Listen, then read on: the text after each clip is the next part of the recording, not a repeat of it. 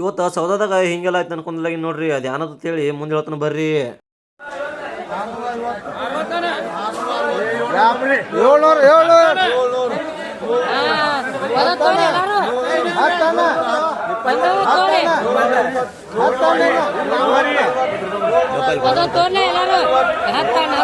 ಹೀರೆಕಾಯಿ 40 ರೂಪಾಯಿ ಕಿಲೋ ಐತ್ರಿ, ಸೌತೆಕಾಯಿ 600 ರೂಪಾಯಿ ಟ್ರೇ ಆಗೈತ್ರಿ, ಹಾಗಲಕಾಯಿ 50 ರೂಪಾಯಿ ಕೆಜಿ ಆಗೈತ್ರಿ, ಟಮಾಟೆ 200 ರೂಪಾಯಿ ಟ್ರೇ ಆಗೈತ್ರಿ, ಬೆಂಡಿಕಾಯಿ 30 ರೂಪಾಯಿ ಕಿಲೋ ಆಗೈತ್ರಿ, ಡಬ್ಬು 60 ರೂಪಾಯಿ ಕಿಲೋ ಆಗೈತ್ರಿ.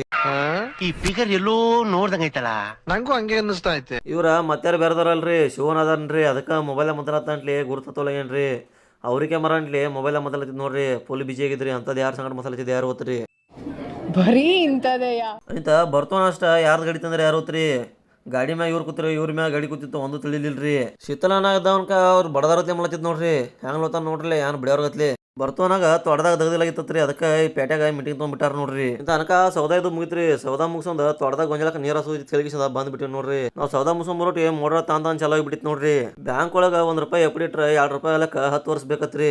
ಆದ್ರ ಅದ ಈ ಭೂಮಿ ಒಳಗ ಒಂದ್ ಕಾಳ ಗೊಂಜಾಳ ಹಾಕಿರ 100 ಕಾಳಕ್ಕ 3-4 ತಿಂಗಳು ಸಾಕ್ ನೋಡ್ರಿ. ಮನ್ನಿ ಮೆಸ್ರಿದ್ ₹1 ಕಳೆದಿತ್ತು ಏನ್ರಲ್ಲ, ಏನ ಸಿಕ್ಕಿಲಾಗಿತ್ತ ನೋಡ್ರಿ. ಅದಕ್ಕೆ ಮತ್ತೊಮ್ಮೆ ಗಾಡಿ ಹೊಳಿ ವಿಚಾರತ್ರಿ ಇದನ್ನ. ನೀವ್ ಏನ ಹೇಳ್ರಿ, ಮೆಸ್ರಿ ಮಾತ್ರ ಫುಲ್ ಅನಾವತದ ನೋಡ್ರಿ. ₹1 ದಿವಸ ಗಾಡಿ ಮಾತ್ರ ಪೂರ್ತಿ ಹುಚ್ಚೋದನ್ರಿ. ಗಾಳಿ ಒಳಗಿಂದ ₹1 ತೆಗೆದ್ಬಿಟ್ಟ ಮತ್ತೊಂದ್ ಏನೋ ಹೊರ ತೆಗೆದ್ಬಿಟ್ಟು ನೋಡ್ರಿ. ಏನಂತ ಹೇಳಿ ಗೊತ್ತಿದ್ರ ಕಮೆಂಟ್ ಮಾಡ್ರಿ. ಅಂತ ಹಂಗ ಎಲ್ಲಾ ರೈತರಿಗೆ ಶೇರ್ ಮಾಡ್ರಿ, ರೇಟ್ ಇದು ಗುರ್ತಾಗ್ಲಿ. ಹಂಗ ಲೈಕ್ ಅಷ್ಟ್ ಕೊಟ್ಟ ಫಾಲೋ ಮಾಡ್ರ ಧೂಳಿ ಬಿಸಿ ಬಿಡ್ರಿ. ಜೈ ಆಂಜನೇಯ.